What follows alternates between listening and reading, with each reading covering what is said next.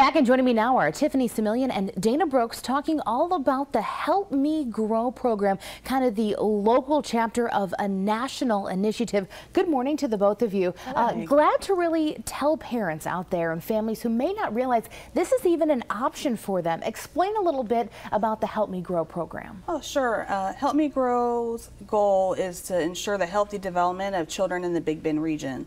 So we work with families that have children ages birth to 8 years of age, and we work with them if they have concerns about their child's development or learning and behavior.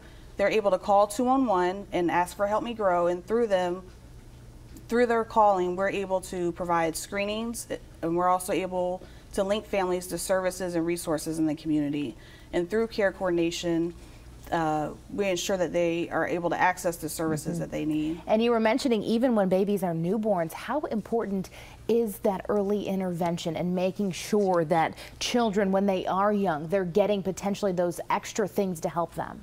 Right, it's very important. The earlier intervention is given to a child, the better off their trajectory is in the long term for not only them, but the family and the community.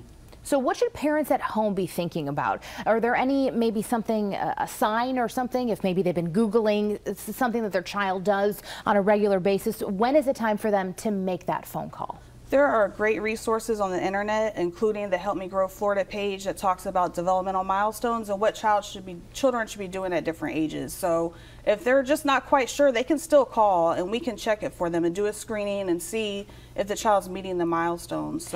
And so much of that, you can kind of freak yourself out when you start Googling too much and That's you start diving too much into the internet and you start getting too paranoid. So this can be something you can call. Maybe there isn't anything, but it doesn't really hurt to check. Right, exactly. And this is such an important community resource, but you still need the support of the community. What can we do out there to really support this so parents and families have this option for them? Well, as a board member, one of the things I try to do is promote awareness of the program, but then also try to get the two things we need the most, and that's volunteers.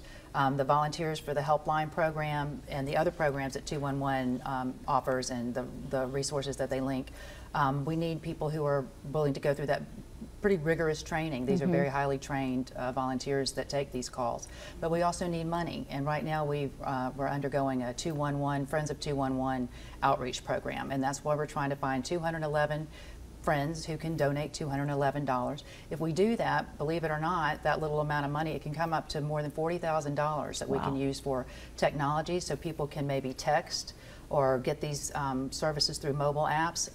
It gives us call center technology, and it allows us to have paid staff positions so our supervisors aren't spending their time filling in some of the volunteer slots. So that money really staying here in the community, going back to support this wonderful program. You see all the details here on your screen. The Help Me Grow program. It is a local chapter serving many of the counties here in our area, and you see that phone number there on your screen, 211. We have also put a link for you on our website to see all this information one more time. It's WTXL.TV. Thank you both so much for being here. We really appreciate all the work you are doing. Stay with us. We are back in just 2 minutes.